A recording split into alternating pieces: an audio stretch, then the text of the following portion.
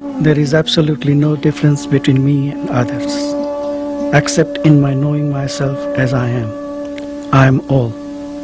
I know it for certain and you do not. In reality, I am neither hearing nor answering. In the world of events, the question happens and the answer happens. Nothing happens to me. Everything just happens. My destiny was to be born a simple man, a humble tradesman with little formal education.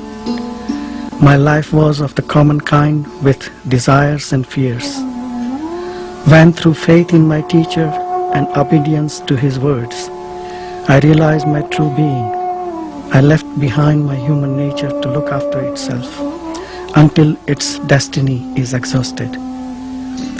Occasionally an old reaction, emotional or mental, happens in the mind, but it is at once noticed and discarded. After all, as long as one is burdened with a personality, one is exposed to its idiosyncrasies and habits. When I met my Guru, he told me, "You are not what you take yourself to be. Find out what you are. Watch the sense I am. Find your real self." I obeyed him because I trusted him. I did as he told me. All my spare time I would spend looking at myself in silence. And what a difference it made, and how soon. It took me only 3 years to realize my true nature. My Guru died soon after I met him, but it made no difference. I remembered what he told me and persevered. The fruit of it is here with me. A visitor asked Maharaj why realization of one's true nature is so important. Without realization, you will be consumed by desires and fears, repeating themselves meaninglessly in endless suffering. Most of the people do not know that there can be an end to pain. But once they have heard the good news, obviously going beyond all strife and struggle is the most urgent task that can be. You know that you can be free, and now it is up to you. Either you remain forever hungry and thirsty, ever losing and sorrowing, or go out wholeheartedly in search of the state of timeless perfection to which nothing can be added, from which nothing can be taken away. In it, all desires and fears are absent, not because they were given up, but because they have lost their meaning. Seekers who visited Maharaj wanted to know how they too could come to this awareness. How do you go about finding anything? By keeping your mind and heart on it. Interest there must be, and steady remembrance. To remember what needs to be remembered is the secret of success. You come to it through earnestness. Seek a clear mind and a clean heart. All you need is to keep quietly alert, inquiring into the real nature of yourself. This is the only way to peace. All happens by itself. Neither the seeker nor the Guru does anything. Things happen as they happen. Blame or praise are a portion later, after the sense of doership appears. Visitors would ask Nisargadatta about effort and the role that spiritual disciplines play in helping one awaken from the dream of ignorance. When effort is needed, effort will appear. When effortlessness becomes essential, it will assert itself. You need not push life about.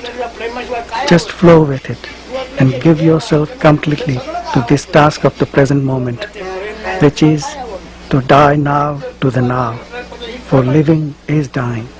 Without death, life cannot be.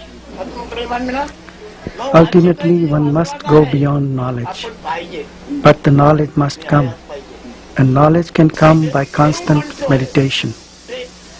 By meditating, the knowledge I am gradually settles down and merges with universal knowledge, and thereby becomes totally free, like the sky or space. Those who come here with the idea of getting knowledge, even spiritual knowledge, come here as individuals aspiring to get something. That is the real difficulty. The seeker must disappear. When you know your real nature, the knowledge I am remains. But that knowledge is unlimited. It is not possible for you to acquire knowledge. You are knowledge. You are what you are seeking. Your true being exists prior to the arising of any concept. Dive deep within yourself and you will find it easily and simply. Go in the direction of I am. All exists in the mind. Both mind and body are intermittent states. The sum total of these flashes creates the illusion of existence. Inquire what is permanent in the transient, real in the unreal. This is sadhana, or spiritual practice. All those who have realized on the spot, by mere touch, look, or thought, have been ripe for it, but such are very few. The majority needs some time for ripening. Sadhana is accelerated ripening. How is one to approach this awareness, of which Maharaj speaks, from the point of view of being one with it? You must realize first of all that you are the proof of everything, including yourself.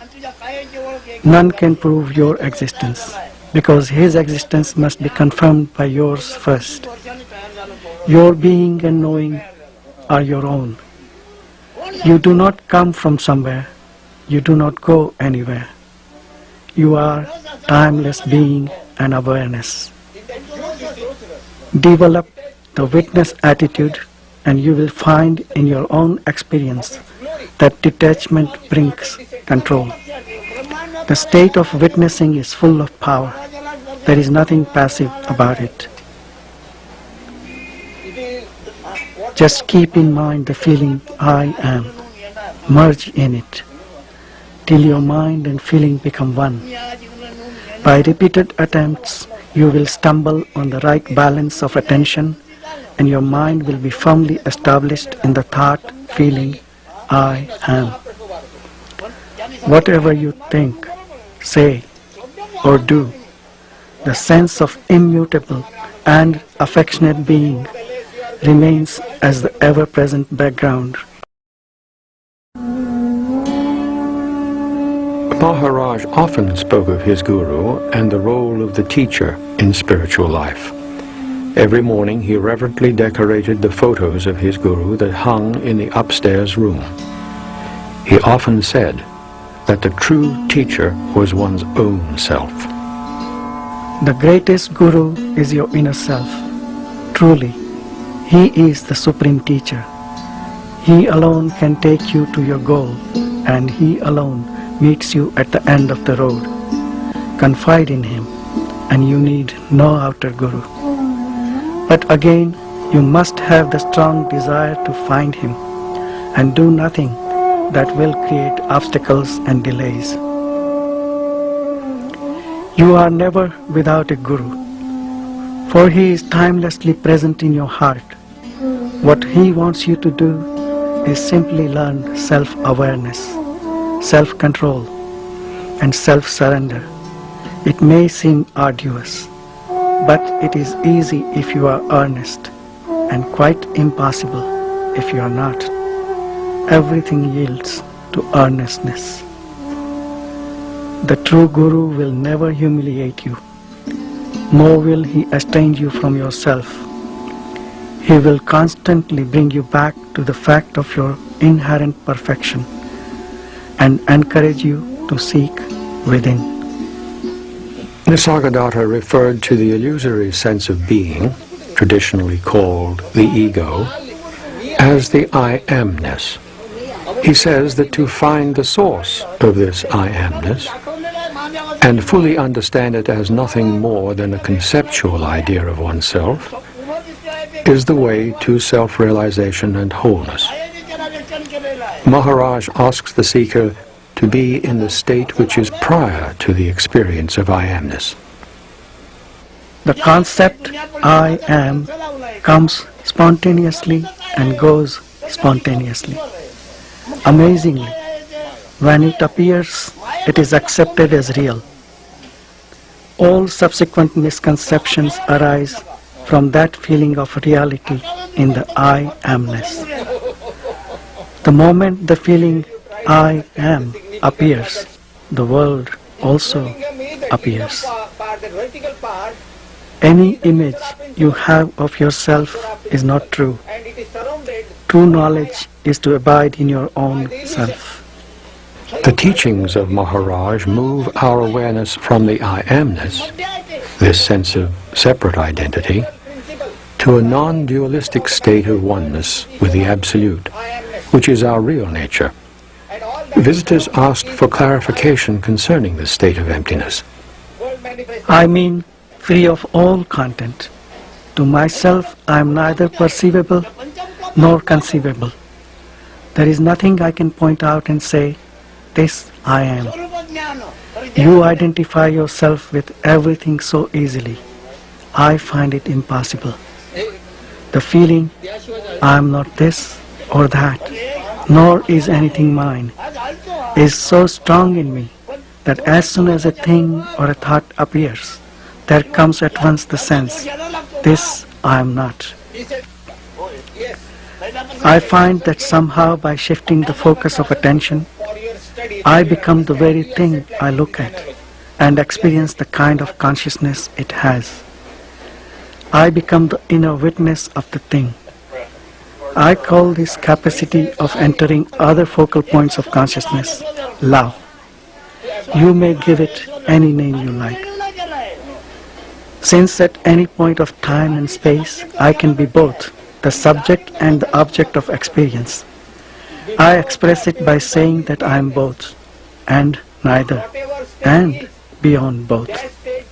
From the point of view of self-realization or enlightenment, there are no individuals. The Self, or God, exists as all manifestation. A visitor asked Maharaj how this individuality arose, and why we think of ourselves as separate individuals. Your thoughts about individuality are really not your own thoughts. They are all collective thoughts. You think that you are the one that has the thoughts. In fact, thoughts arise in consciousness. As our spiritual knowledge grows, our identification with the individual body-mind diminishes, and our consciousness expands into universal consciousness.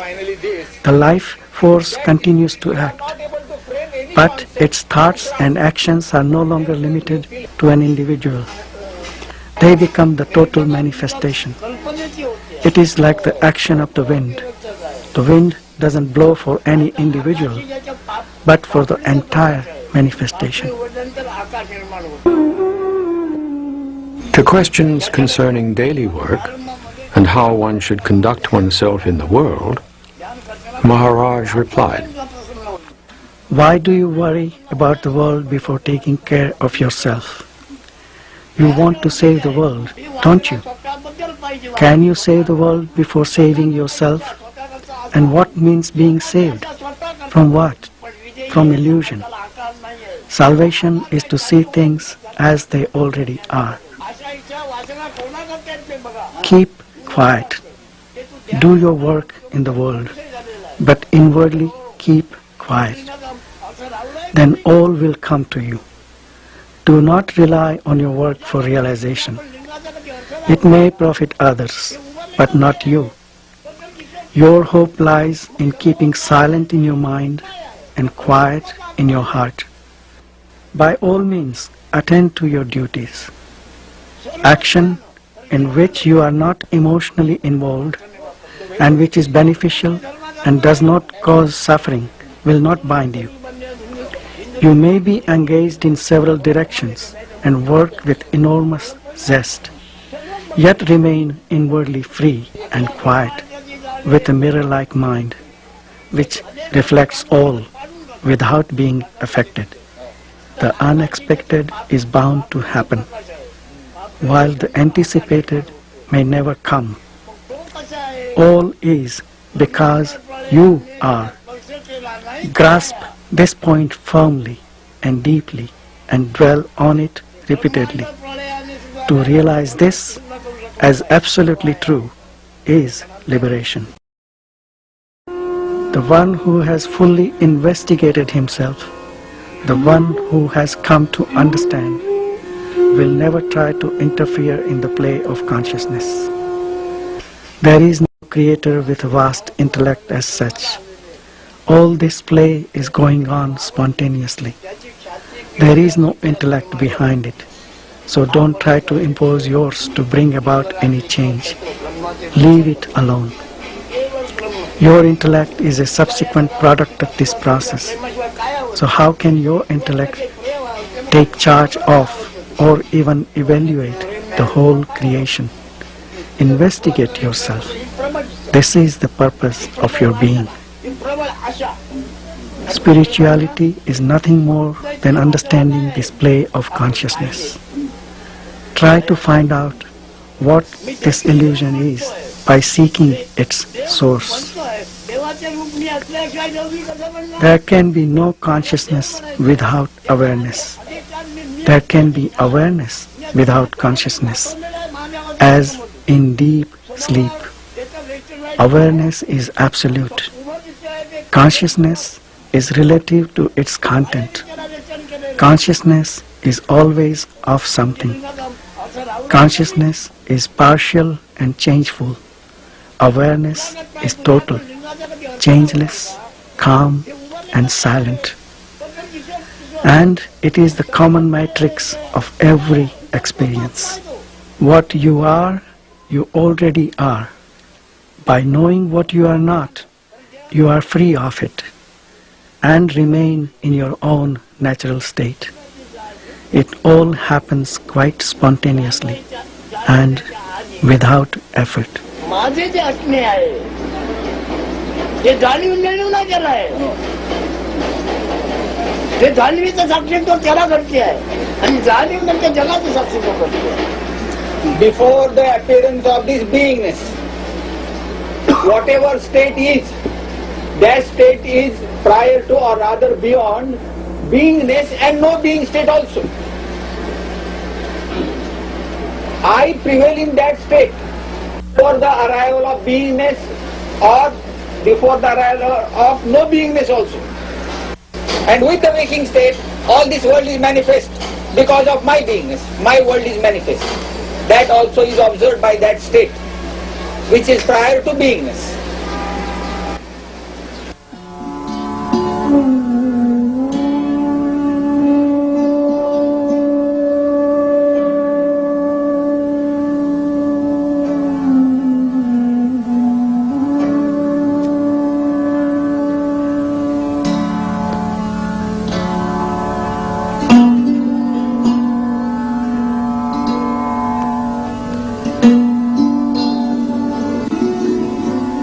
The essential point of his teaching is that we already are absolutely free, and that there is nothing that we have to do or make or become or change ourselves into. We simply have to see the truth of life, which is that we are not this body nor this mind, that they are a play of elements, if you will, and that when we understand that, there comes this extraordinary happiness and freedom. Maharaj put it this way. He said, when I see I am nothing, that is wisdom. And when I see I am everything, that is love. And between those two, my life moves.